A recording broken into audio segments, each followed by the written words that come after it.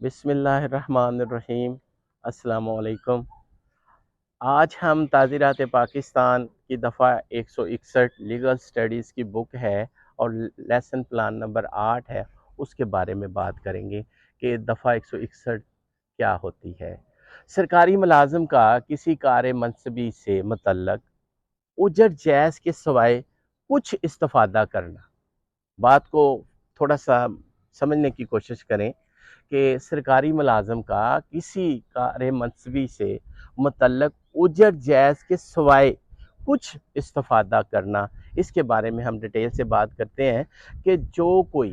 بحیثیت سرکاری ملازم یا سرکاری ملازم ہونے کی توقع رکھتے ہوئے کسی شخص سے اپنے لیے یا کسی دوسرے شخص کے لیے کچھ استفادہ ما سوائے اجر جیز کی وجہ سے تحریک یا حق صحیح کے طور پر اس لیے قبول کرے یا حاصل کرے یا قبول کرنے کی کوشش کرے یا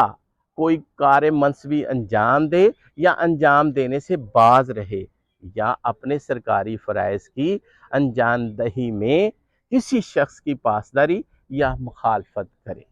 یا پاسداری یا مخالفت کرنے سے باز رہے یا وفاقی یا کسی صوبائی حکومت یا مقننہ سے متعلق